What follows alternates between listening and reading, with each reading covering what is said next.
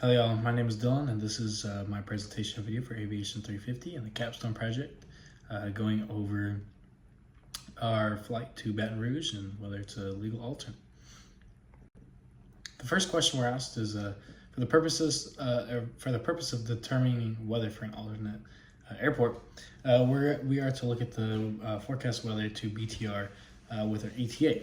On our flight plan, we see the time that we're supposed to arrive, which is 1800, which we look at TAFs in Zulu time, which is what we are presented with. We look at the TAFs in Zulu time. We're projected to get there 1800 Zulu time, and we can expect from looking at if we can see an 1800 on the TAF itself, what we can expect at that time. If not, we bump to the time before, so we see that we have a from the 1700 hour, we have scattered clouds at 300, and then we have a tempo that starts at the 1800 hour, and we have broken clouds. So we can expect 3000 or scattered 3000 and a broken cloud layer at 500 as a tempo layer, which lasts half the duration. So since we're arriving, we should expect thunderstorms and rain. So we're already not at a great start. So we should be able to expect calmer winds in the grand scheme of things. 6 statute miles visibility, scattered clouds, reducing down to broken, as well as that visibility turning into thunderstorm and rain showers, as well as 1 statute mile visibility in that tempo. The next question we're asked is what are the lowest legal 1 nav alternate weather minimums for BTR for Baton Rouge, Louisiana? And since we can see that we have the different ILS and the VOR DME for this airport, we'll get into the airplane in a second. We can then assume that 800-foot ceilings and 2 statute miles of visibility is the lowest minimums we can have for 1 nav, and that means that we only have 1 source of navigation. So we only have the localizer, we only have the VOR, we only have a GPS, whatever that might be. And we can get the non-precision approach procedure from CFR 91-169, C1I Bravo, and that tells us where we have a non-precision approach procedure. We need the ceilings to be 800 feet, 2 statute miles of visibility for that question.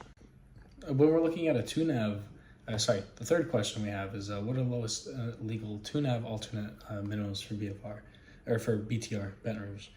We have the ILS, which is a precision approach, and we know that with a precision approach or 2 nav, we have 600-foot ceilings as well as 2 statute mile visibility, and we know that that comes from if we have something on standby. So with the ILS, we have the glide slope and the localizer. If the glide slope fails, we have the localizer. We can reduce our minimums down, or we can bump our minimums in case we lose 1 source of navigation, and that comes from 91-169 again, this time C1IA, which tells us we have a lowest legal minimum of 600-foot ceilings and 2 statute mile visibility. We have the RNAV,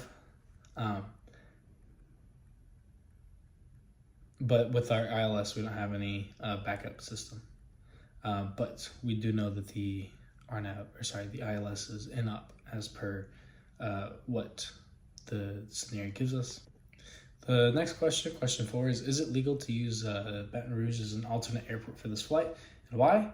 1, we cannot use Baton Rouge as an alternate, either under 1 nav or 2 nav minimums, because although we could shoot the approach and be well within our bounds of underneath our 500-foot ceilings, theoretically, if everything goes to exactly what it says, with our minimums of 480-foot and 600-foot RVR, dispatch cannot send us on the flight because we know that underneath the minimums, the weather minimums, it does not align with what we have. So, which means that we know because we are 1 nav, we cannot shoot this approach under 121-169 Charlie, which tells us our alternate minimum, which is what we're looking at.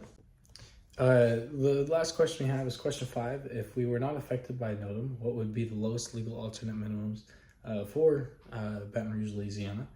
If we had no NOTAM that was affecting us, our lowest RNAV our lowest approach that could get us closest to the ground would be the ILS, which means that we could find an approach that tells us the minimums of 600 foot ceilings and 2. If we have 2 nav, if we wouldn't have, because we don't have the ILS in the airplane, then we would have 800 foot ceilings and 2 statute miles. And if we were not affected by NOTAM and we had the ability to shoot the ILS 22 right, we still could not use this as a minimum because our tempo in the TAF gives us 500 foot ceilings and 1 statute mile visibility, which 1 statute mile visibility is around 6,000 feet RVR that we know, or 500 feet, or 5,000, 6,000 feet RVR. I don't know off the top of my head.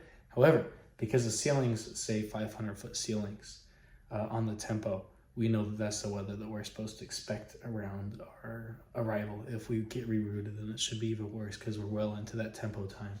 So no, we cannot. But yeah, thank you. I appreciate you watching my video.